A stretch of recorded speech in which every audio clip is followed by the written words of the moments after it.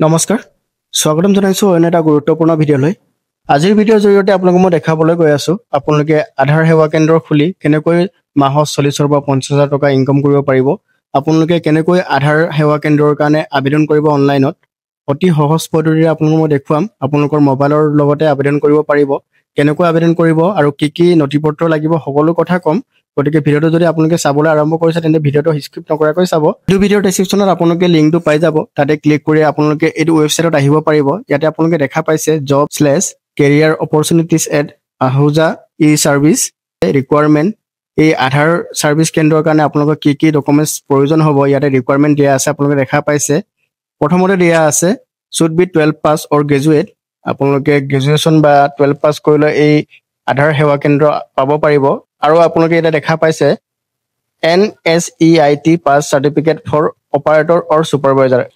আধাৰ সেৱা কেন্দ্ৰৰ কাৰণে আপোনালোকক এইটো সাৰ্টিফিকেট প্ৰয়োজন হ'ব আৰু এই সাৰ্টিফিকেট আপোনালোকে অনলাইনত ফিল আপ কৰি অনলাইনতে এক্সামটো দি আপোনালোকে এই সাৰ্টিফিকেট গ্ৰহণ কৰিব পাৰিব যিকোনো ডিস্ট্ৰিক্টতে এইটো এক্সাম দিব পাৰিব আপোনালোকে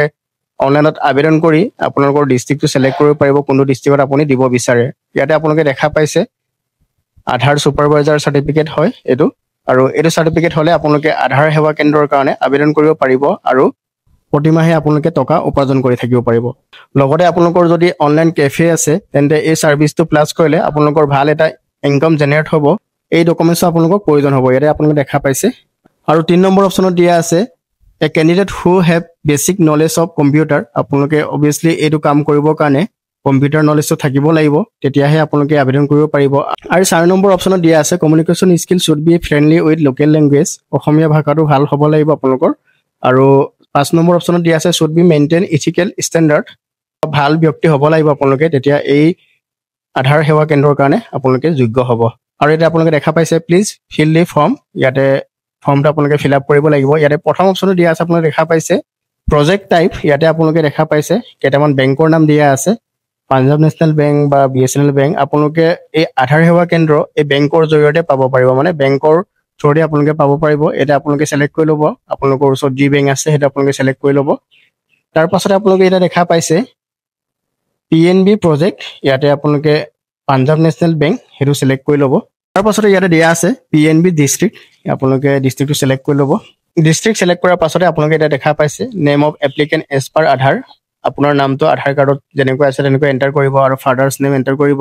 তাৰ পাছতে ইয়াতে আপোনালোকৰ ডেট অফ বাৰ্থটো এন্টাৰ কৰিব লাগিব ঠিক আছে এপ্লিকেন্ট পাসপোৰ্ট সাইজ ফটো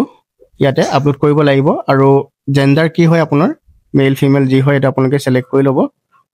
তাৰ পাছতে মেৰিটাল ষ্টেটাসটো আপুনি মেৰিড হয় নে আনমেৰিড হয় এটা আপোনালোকে সিলেক্ট কৰি ল'ব ইয়াতে ৰিলিজন দিয়া আছে হিন্দু মুছলিম যি হয় এটা আপোনালোকে সিলেক্ট কৰি ল'ব তাৰ পাছতে ইয়াতে দিয়া আছে কেটেগৰী কাষ্টটো আপোনাৰ কি হয় ST OBC যি হয় এটা আপোনালোকে সিলেক্ট কৰি ল'ব তাৰ পাছতে আপোনালোকে দেখা পাইছে ইয়াতে ইমেইল এড্ৰেছ আপোনাৰ যদি ইমেইল এড্ৰেছ হয় এটা দিব লাগিব কাৰণ ইমেইল এড্ৰেছত আপোনাৰ যোনটো এপ্লিকেশনৰ যোনটো প্ৰসেসটো কমপ্লিট হলে তাতে এটা মেইল যাব আৰু এই মেইলটো আপোনাৰ কনফাৰ্মেশন হয় আপোনাৰ যে এই এপ্লিকেশন সাকসেসফুল হৈছে হেৰি মেইলৰ জৰিয়তে আপোনালোকে গম পাই যাব তাৰ পাছতে ইয়াতে দিয়া আছে enter mobile number as per Aadhaar আপোনাৰ যোনটো আধাৰ লিংক মোবাইল নাম্বাৰ হেটো ইয়াতে এন্টাৰ কৰিব আৰু অল্টাৰনেটিভ নাম্বাৰটো দিব পাৰে তাৰ পাছতে আপোনালোকে এটা দেখা পাইছে applicant address as per Aadhaar আপোনাৰ আধাৰ কাৰ্ডত যেনেকৈ এড্ৰেছটো আছে তেনেকৈ এন্টাৰ কৰিব আৰু এন্টাৰ পিন কোড আপোনাৰ যে পিন কোড হয় এন্টাৰ কৰিব তাৰ পাছতে ষ্টেট সিলেক্ট কৰিব অবভিয়াসলি অসমীয়া হ'ব তাৰ পাছতে আপোনালোকে দেখা পাইছে ৰিকোয়াৰ্ড কোৱালিফিকেশন আপুনি যি কোৱালিফাই কৰিছে ইয়াতে আপোনালোকে সিলেক্ট কৰি হেতু ডকুমেন্টছ আপলোড কৰিব এইকিটা কমপ্লিট হোৱাৰ পাছতে আপোনালোকে দেখা পাইছে আকৌ ইয়াতে হায়াৰ এডুকেশ্যন যদি আছে আপোনাৰ হেতু আপোনালোকে আপলোড কৰিব পাৰে তাৰ পাছতে এপ্লিকেন্ট আধাৰ কাৰ্ড নাম্বাৰ আপোনাৰ যেটো আধাৰ কাৰ্ড নাম্বাৰ হয় হেতু ইয়াতে দিব লাগিব আৰু আপোনালোকক মই প্ৰথমতে কৈছিলো NSEIT আধাৰ এক্সামিনেশ্যন সাৰ্টিফিকেট নাম্বাৰ হেতু ইয়াতে বিচাৰিছে হেতু আপোনালোকে দিব লাগিব হেতু আপোনালোকে পাস কৰি ল'ব লাগিব আৰু হেতু যদি আপোনালোকে কেনেকৈ পাস কৰে বা কেনেকৈ ফিল আপ কৰে হেতু যদি নাজানে তেন্তে আপুনি মোক কমেন্ট কৰি জনাব মই আপোনালোকৰ বাবে এটা ভিডিও আনিম এক্সট্ৰাকে ইয়াতে আপোনালোকে দেখা পাইছে ডেট অফ ইস্যু কেতিয়া ইস্যু হৈছিল হেতু দিব লাগিব আৰু সাৰ্টিফিকেটটো আপোনালোকে ইয়াতে আপলোড কৰিব লাগিব তাৰ পাছতে ইয়াতে পান কাৰ্ড নাম্বাৰ আপোনাৰ আৰু পান কাৰ্ড ডকুমেন্টছ আপলোড কৰিব লাগিব তাৰ পাছতে আপোনালোকে পুলিশ ক্লিয়াৰেন্স সাৰ্টিফিকেট বা পুলিশ ভেৰিফিকেশন